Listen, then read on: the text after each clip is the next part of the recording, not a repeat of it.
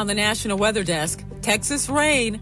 All that water is now flowing into parched rivers and lakes. Something we haven't seen in years, a good flow on the Medina River. And learn about the system designed to keep the water and prevent flooding. It's a series of 6 dams and 6 lakes, all built to manage and control floodwater. Western wildfires.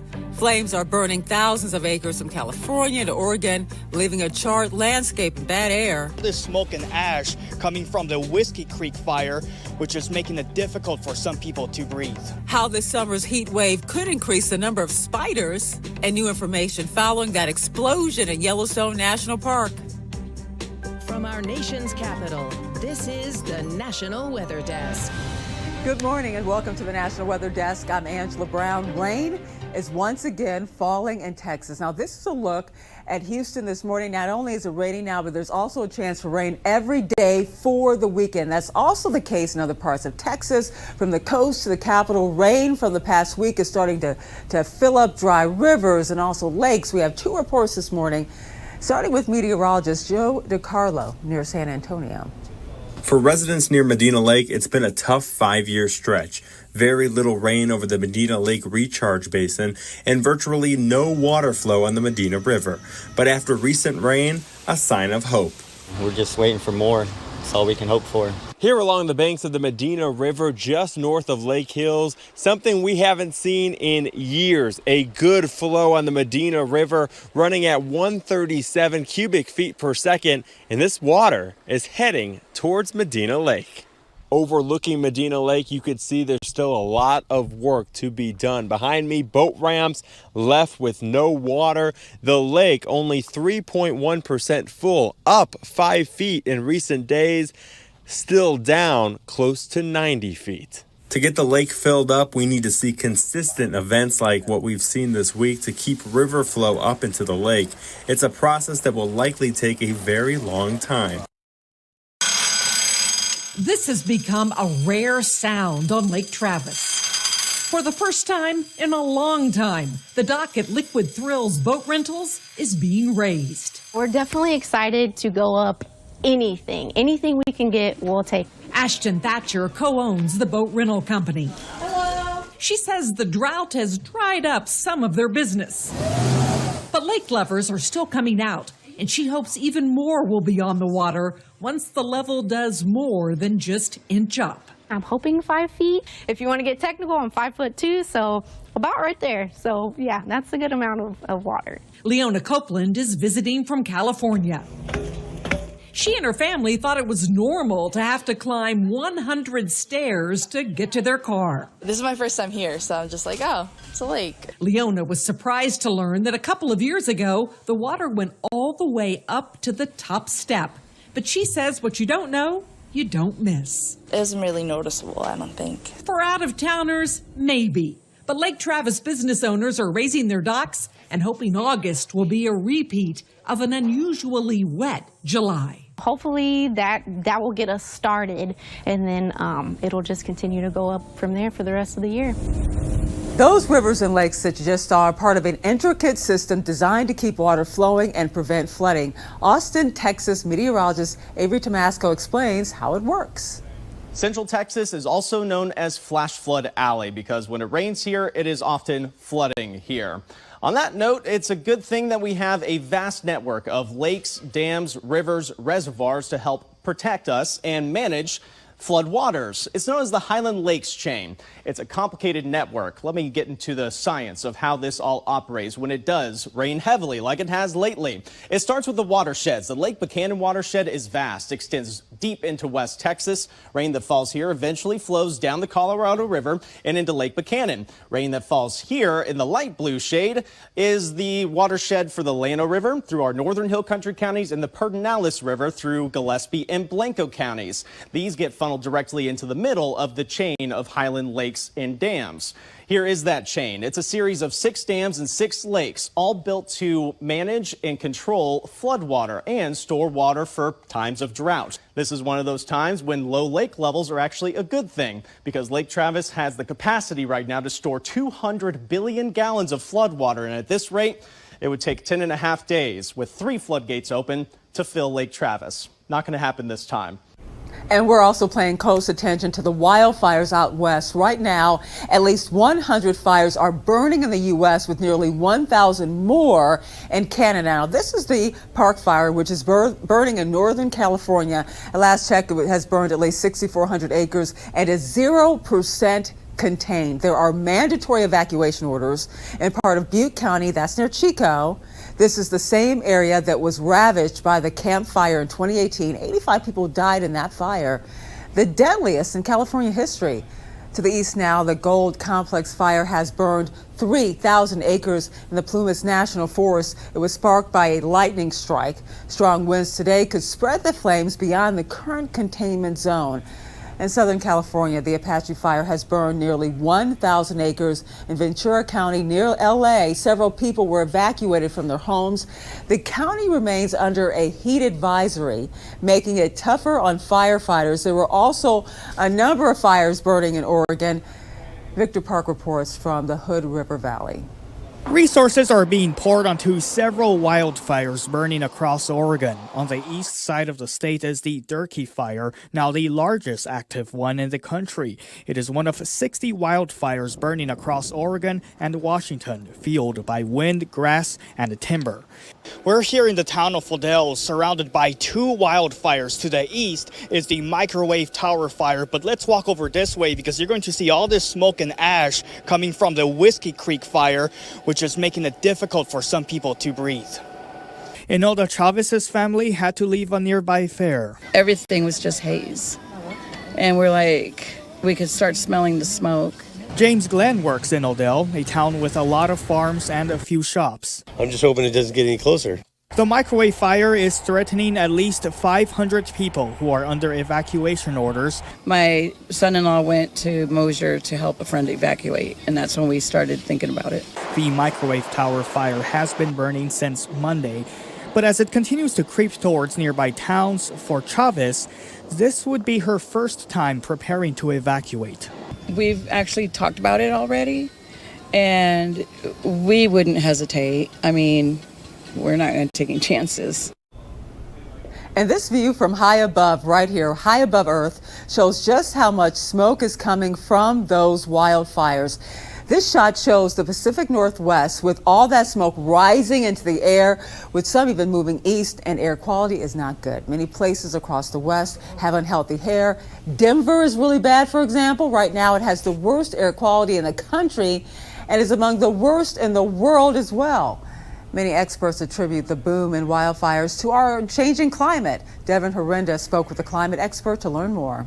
We're seeing hotter temperatures. We've experienced that in the last month. Increased heat, that makes a major impact on how early fire seasons are happening. Shasta Land Trust Executive Director Paul Viano tells me higher temperatures affect the livelihood of landowners they work with through droughts, floods, as well as the potential for fires. He says amid climate change, the nonprofit works to assist in protecting properties and the open spaces around the land. This month, Governor Gavin Newsom mentioned the significance of climate change while giving an update on the state's wildfire response and preparedness. Climate change is real.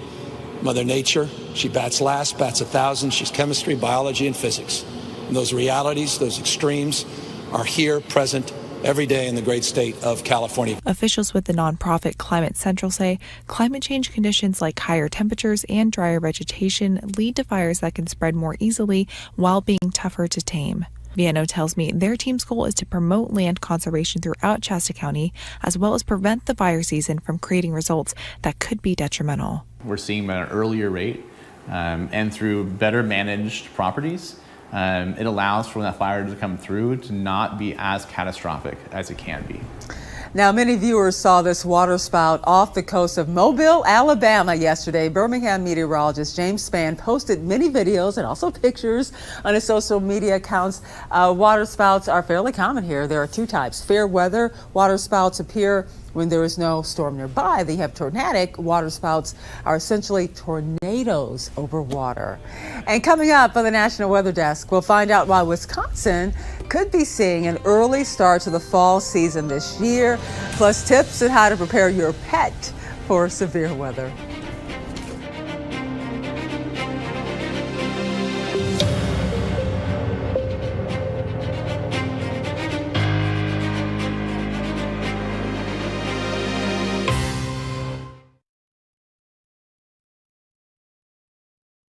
I'm meteorologist Charlie Lopresti with Look at the Northeast. Today we have developing sunshine with afternoon temps looking seasonable in the Northeast. We should be in the 80s with elevated humidity.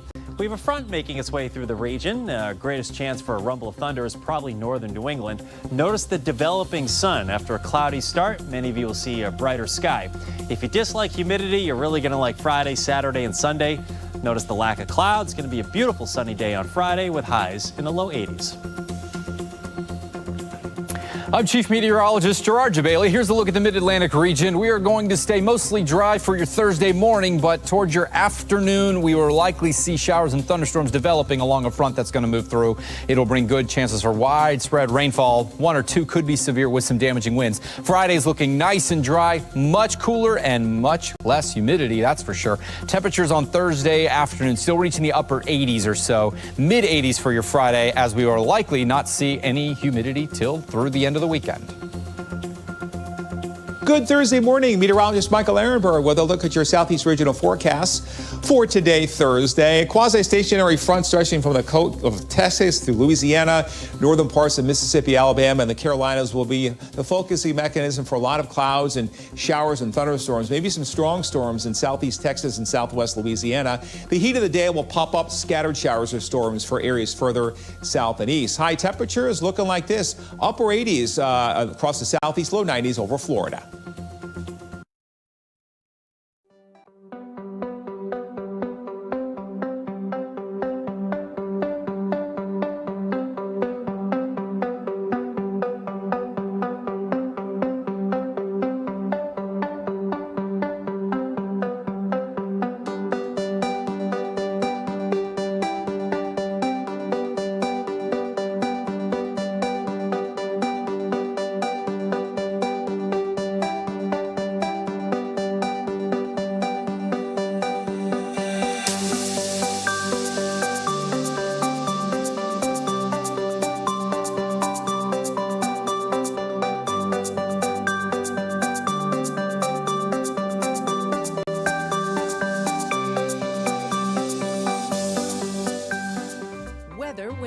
Presented by the National Weather Desk.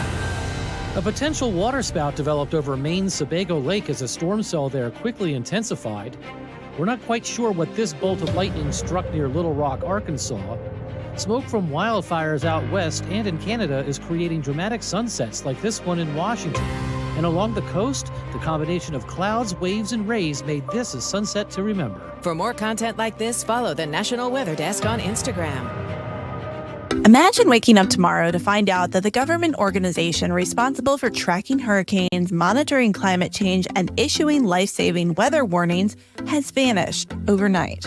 A recent policy proposal sent shockwaves through the meteorological community by suggesting just that: the dismantling of NOAA, the National Oceanic and Atmospheric Administration. This week, we're going off the radar to decode the controversial Project 2025 document. We'll get the insider's perspective from Dr. Neil Jacobs, former NOAA administrator. Dr. Jacobs will discuss NOAA's interesting history. NOAA's existence has never been authorized by Congress. NOAA was created with an executive order. What makes this organization so essential? If the Weather Service went away, the entire weather enterprise would collapse. And why he thinks NOAA is too solid for politics to shake. NOAA's GOES team, our newest weather sentinel in the sky to help keep us safe here on the ground. Well, that was a look at this week's episode of our podcast, Off the Radar. You can find it anywhere you get your podcasts. Now to a massive typhoon that ravaged Taiwan.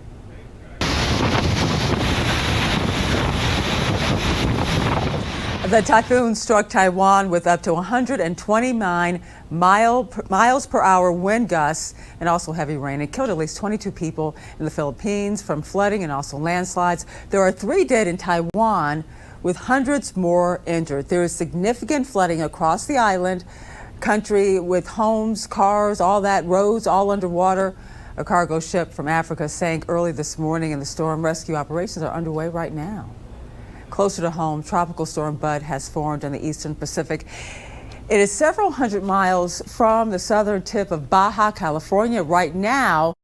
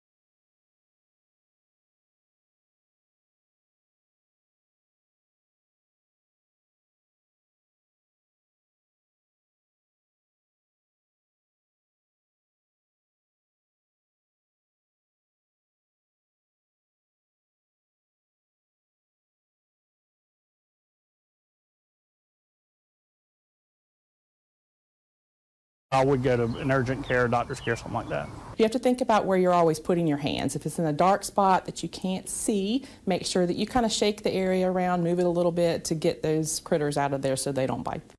And trees in northeast Wisconsin are looking light green or even yellow. It could happen for many reasons, including not enough hot, humid days or even too much rain. It can also be a sign that fall is on the way. Meteorologist Christian Palacio spoke with an expert to find out if autumn is really showing up early in the Badger State. In the heart of the summer in northeast Wisconsin, vegetation is green to dark green as far as the eye can see. However, some trees are indicating maybe it's time to prepare for the next season. Generally, we'll see stuff starting to change in September. It's going to depend on how much heat we're going to get and that, but I think we may be right on schedule, maybe a tad earlier. Carrie Sievert is the garden center manager for Green Bay Nursery. A lack of rain may have caused color changing in late July of last year. However, Carrie says the opposite may be happening this year. This year, it's from too much water. They'll show signs of stress with that. They could get lighter and off color because there's too much water. If it's too much water, they could be sending new growth out too, just because it's forcing them to grow more because they have some moisture. With not many days at above average temperatures, this shortens the time frame for the dark greens that would last longer in the summer. If we do all of a sudden get more warmth than that, then that could change things and push things a little bit further, or more longer growing degree days. The heat will, extend it a little bit longer. And ultimately, it also depends on the soil. If you have sandy soil and we all of a sudden don't get rain, your tree is going to get stressed. There are only 8 weeks until the official start of fall. And officials decided to close a section of Yellowstone National Park in Montana on Tuesday after a hydrothermal explosion. The area will be closed for the remainder of the season. Now, it happened in Biscuit Basin, just north of Old Faithful. The parking lot and boardwalks were closed due to safety concerns. No injuries were reported. That's good. And time now for a short break. But first, we take flight over the Hawaiian coastline.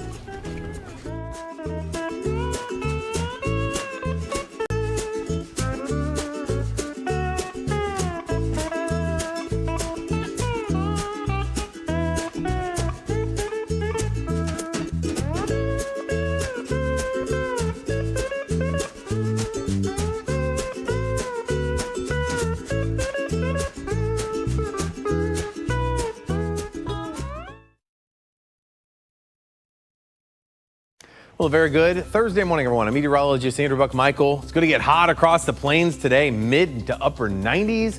A little cooler across the Great Lakes and the Ohio Valley, but that's going to start heating up as we head into the next several days here. Not much rain for the day on Friday, just a couple of stray pockets of rain. Same for your Saturday, and temperatures keep heating up. Everyone in the 80s or 90s by Saturday, and we'll heat up even a little bit more heading into your Sunday. Good Thursday morning to you. I'm meteorologist Chris Uchan. Look at our forecast today across the region, starting off with some showers and storms along the Gulf Coast.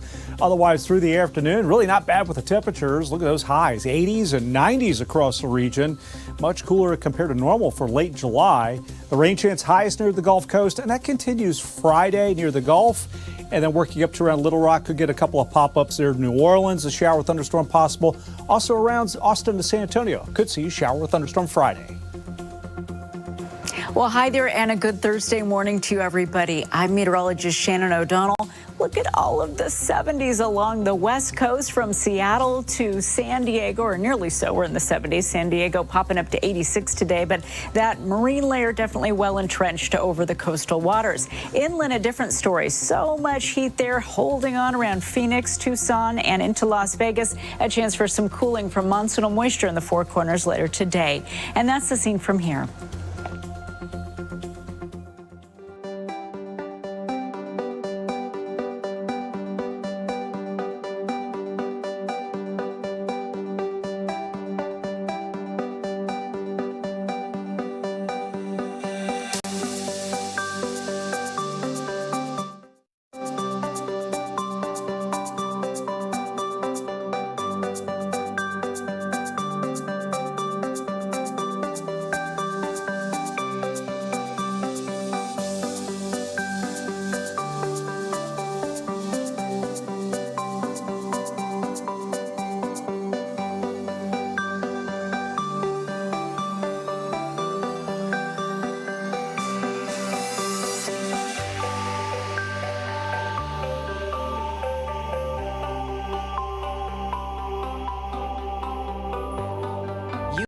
watching the National Weather Desk. This has been a record summer when it comes to heat. Extreme heat is a number one weather-related killer, but there are things you can do to protect yourself. Here's meteorologist Vitas Reed. I'm meteorologist Vitas Reed. As we're getting into the summer, things have been really heating up. We've had a record temperature, the hottest recorded ever for the world as far as temperature. So it's been very hot out there. Temperature extremes and wildfires. We've been seeing a lot of wildfires out in the upper northwest, and we've also seen a lot of heat across much of the nation. Just remember, heat-related deaths are preventable. Stay hydrated and take breaks in the shade as often as possible. And you also want to remember to check up on the elderly and sick and those without AC. Air conditioning is very important, but then we also want to remember that we want to look before you lock. Remember, cars can heat up relatively quickly. Never leave children or pets inside of a vehicle that's unintended. Very important things to remember this hot summer season. And we love to share your weather content on the air. You can find us on all your favorite social media platforms, including Facebook, YouTube, Instagram, X, TikTok. Just search the National Weather Desk. We'll be right back.